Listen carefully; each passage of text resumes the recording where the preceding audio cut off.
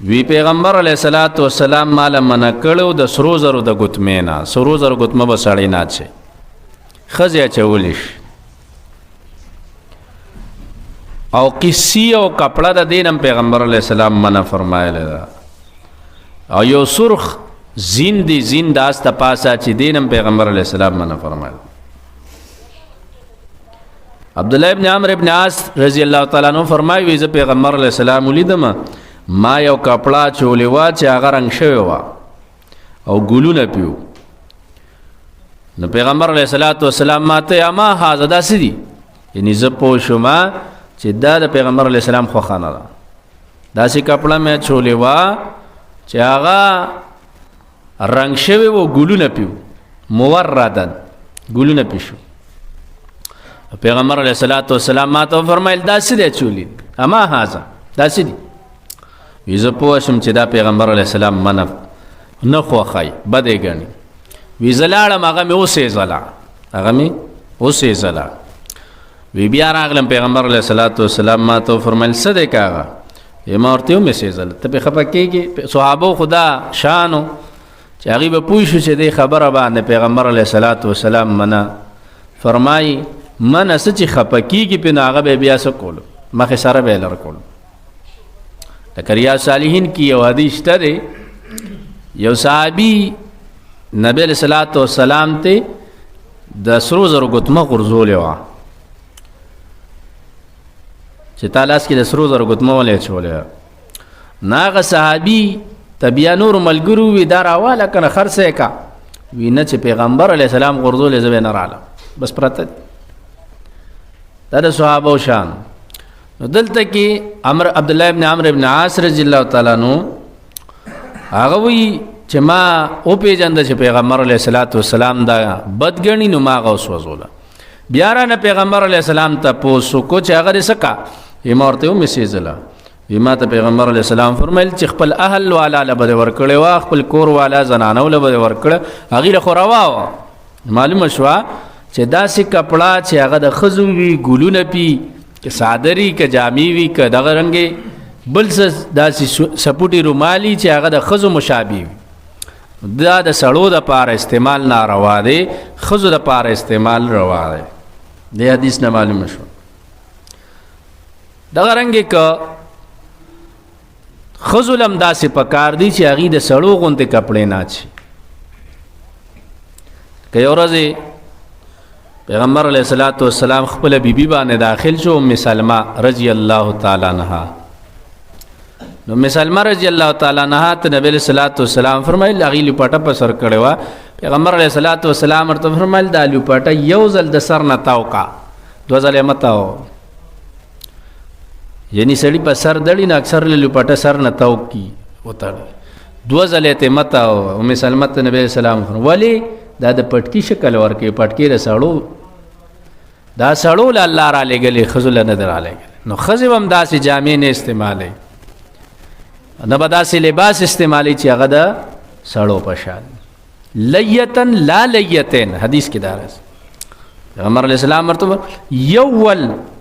دوه ول نه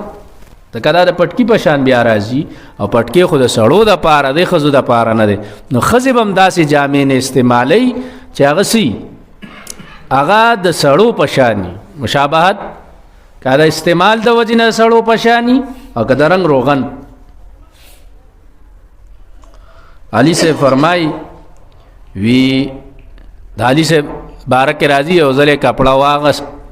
و نوې کپڑا واغستل او هغه چې واغوندلا هغه الحمدلله الذي کسانی ما وري به عورتي وتجمل به في حياتي دا دوام ز کول بکار سړی نوې جامې واچي دا دعا د معنی دا ده الحمدلله الذي کسانی حمدونه دی الله لرا غزات ل چې ماته دا کپڑا واغوندلا ماور به عورتي چې په دې باندې سکوم خپل عورت پټ کم واتجمل به في حياتي او ځان په خيسته کارکم پجن کې نو دا دعام سنت توبه علي صاحب فرمایل ما د پیغمبر علی السلام نو ریدلی دي چې کم سړی هغه نوې کپڑا وا غوندلا او دا غینه پسې دا دعا وي الحمدلله الذي كساني ما وري به عورتي واتجمل به فی حیاتی. او بیا هغه زړه کپړه وسره پراته وه، هغې له لاړه چې هغه زړه شوی و هغې صدقه کا. نو دی د الله په حفاظت کې دی، دی د الله په حفاظت کې دی. که چېرې دی ژوندي وي او که مړ وي، دواړو صورتونو کې به دی د الله په حفاظت. مونږ څه کوو؟ مونږ خو ته بیا ساپیانې جوړې کړو کور کې، چې کپړه زړه شي اورېږه ساپي ته جوړه کا، چې بیخي زره زره شوي دي نو هغه څه کوو، داسې نه پرېږدو. نو دې حدیث نه دا معلومه شوه چې انسان نوې کپړه والي او بیا دا دعا ووایي او هغه زړه کپړه هغه د الله په نوم خیرات کی، نو دی که مړ وي او که ژوندي وي دی به د الله په حفاظت کی، دی به د الله رب العزت په حفاظت کی، الله به د ده حفاظت کوي. دغه رنګ د رنګ مطابق پیغمبر علیه الصلاۃ والسلام دا فرمایلی چې تاسو ښایسته کپړه هغه ده چې الله سره پکې ملاویږي قبرونو کې او جماعتونو کې نه هغه سپینه کپړه ده. یعنی جماعتونو ته راځئ نو ښایسته سپینې کپړې واچوئ سړو دپاره. او دغه رنګې مړي چې دفن کوئ نو هغه هم څه کوئ؟ په سپین کفن کې هغه دفن کوئ. بل قسم کفن هم جایز دی. مستحب طریقه دا ده د ثواب د زیاتېدو چې مړي دپاره څه کې ښایسته سپین کفن راوړئ. ځکه دې حدیث کې پیغمبر علیه الصلاۃ والسلام نو فرمایل چې تاسو جماعتونو ته او دغه رنګې الله سره جماعت کې مساړې الله دپاره راځي مسجد تک، او دغه رنګې قبر ته سړی لاړ شي نو بس دنیا نه تعلق ختم، الله له لاړه. نو سپین کپړه استعمال کړئ دغه وخت کې، مړو ته هم دغه سپین اچوئ او په خپل هم سپینه کپړه پیغمبر علیه الصلاۃ والسلام دا د دې ترغیب ورکړی.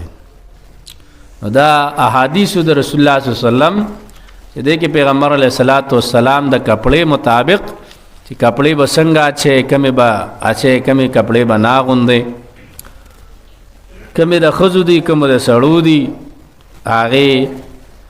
احادیثو تذکره وشوه. لومبی حدیث دا و چې پیغمبر علیه الصلاۃ والسلام فرمایل چې یو سړی قدرت لري چې دی یو ښایسته کپړه واچي او د تواضع د وجې د هغه د عاجزۍ د وجې وانه چوله، خو وس یې شته دی، خدای وایي چې څه نه تکبر راکې راشي، ځان راته ښه ښکاره شي،